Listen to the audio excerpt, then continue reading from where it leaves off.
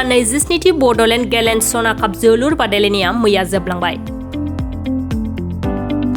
2 September दाननि थांनाय 24 अक्ट'निफ्राय सानबानि हाबाफारिजों उदालगुरि जिल्लानि डिमाकुसि सहरनि खोला फारसे हाथाइसालिनि साखाथियाव थानाय डिमाकुसि जेम्स बेंगा जोलुर गेलेग्रा फोथाराव डिमाकुसि दख'रा दुलाराय बर' फरायसा आफाद आरो डिमाकुसि गेलेमु गौथुमनि जुथायै बानजायनायाव खुंनाय 27थि बड'लेण्ड गेलेन्ड सना काप जोलुर बादायलायनाया मैया जोबलाङो।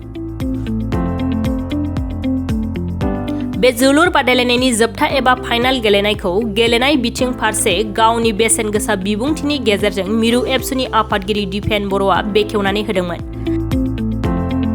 आरो बे जोबथा एबा फाइनाल बादायलायनाया चिरां दुवार एफसि आरो डिमाकुसि अर्गें क्लाबनि गेजेराव जायो।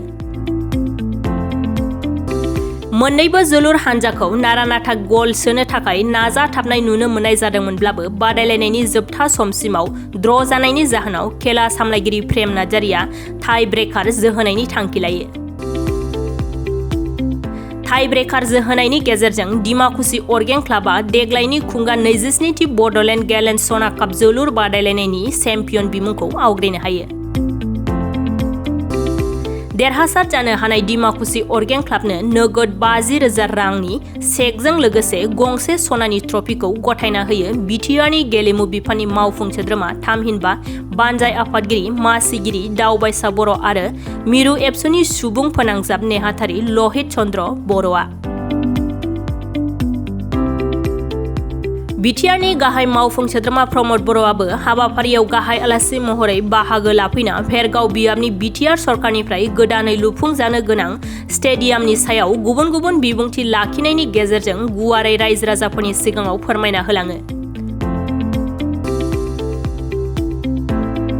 बेराफारसे देग्लायनि हाबाफारिजों लोब्बा लाखिनानै बानजाय आफादजों सेबखांजानाय गांसे बड'लेण्ड गेलेन्ड गल्ड काप मुंनि खुंगा लाइसिखौ बेखेवना होयो मिरु बर' थुनलाइ आफादनि गाहाय नेहाथारि नीलकान्त गयारिया।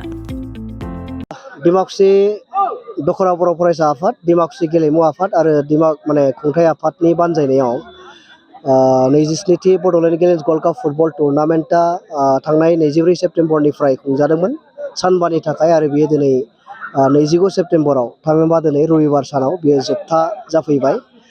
जोङो खोब गोजोननाय मोनदों नैबे 27थि बड'लेण्ड गेलेन्ड गल्ड काप फुटबल टुर्नामेन्टखौ मोनसे आबुं महरै खुंफुंनायाव रोजा रोजा फुटबल गेलेनायखौ नायनो मोजां मोनग्रा रायजो राजाफोरा लोब लोब फैनानै जोंखौ मदद होफैदों।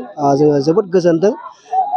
बे समाव साबायखर जासिहरनो लुबैयो जायफोरा जोंनि डिमाकुसिनि नैबे 27थि बड'लेण्ड गेलेन्ड गल्ड काप फुटबल टुर्नामेन्टखौ मोजाङै मोजां खुंफुंनायाव देहायै थाखायै गोसोयै जोंखौ मदद होबाय। खुन्थिया बायदि सुंथानानै नैबे 27थि टुर्नामेन्टखौ खुंफुंनायाव जोंखौ मदद होबाय। बिनि थाखाय जोङो डिमाकुसि दख'रा बर' फरायसा आफादनि जानानै रोजा रोजा साबायखर बावहरो। लोगोसेनो जिखिनि नैबे टुर्नामेन्टखौ खुंफुंनायाव साफ्रोमबो खामानि मावनायनिफ्राय लानानै टुर्नामेन्ट कमिटियाव जिखिनि दङ साब कमिटियाव साफ्रोमबो जोबोद खस्थ' खालामदों। खोब गोसो होनानै मावसथाबदों। दा बिनि थाखायबो साबायखर जासिदों।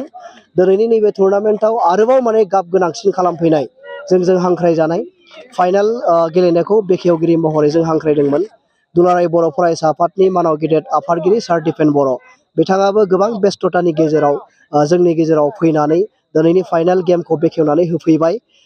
मोजां बेसेन गोसा बिबुंथिनि गेजेरजों बिथांखौ जोङो डिमाकुसि दख'रा दुलाराय बर' फरायसा आफादनि जानानै रोजा रोजा साबायखर बावहरदों।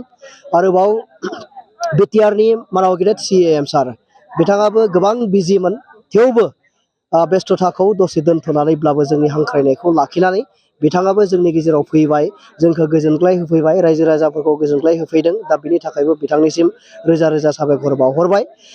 खुगा लाइसि बड'लेण्ड गेलेन्ड गल्ड काप फुटबल टुर्नामेन्ट बेखौ बेखेवगिरि महरै जोङो हांख्रायदोंमोन बर' थुनलाइ आफादनि मानाव गेदेर आफादगिरि सार नीलकान्त गयारि, गाहाय नेहाथारि मानाव गेदेर नीलकान्त गयारि सार बिथाङाबो जोंनि गेजेराव फैनानै जोंनि खुगा लाइसि बेखौ बेखेवनानै होफैबाय। बिनि थाखाय बिथांनिसिमबो गोरबो बुंजासे साबायखर जासिहरदों।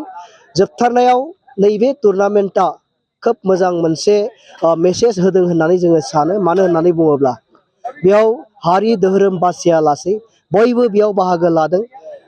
खामानि दामानि मावनायाव जों बयबो ज' जाजाय मावनो हादों आरो दिनैनि नैबे टुर्नामेन्टखौ नायनायनिफ्राय लाजेननानै अनसायदों बयबो जाथि माहारिनि सुबुंफोरा। दा बेनिखायनो नैबे टुर्नामेन्टआ जोंनि गेजेराव मोनसे खौसेथि गोजोन आरो अनलायनाय बेखौ लाबोनो हादों होननानै जों फोथायो। दा बेखाय जोङो साबायखर जासिहरो आरो खावलायनोबो सानो उननि समावबो नैबे टुर्नामेन्टखौ अनसायलांबाय थागोन आरो बे टुर्नामेन्टनि गेजेरजों जोंनि रायजो राजाफोरनि गेजेराव मोनसे मेसेज गोजोन खौसेथि आरो अनलायनाय बे मेसेजआ थांबाय थागोन बेखौ जोङो आसा फारियो।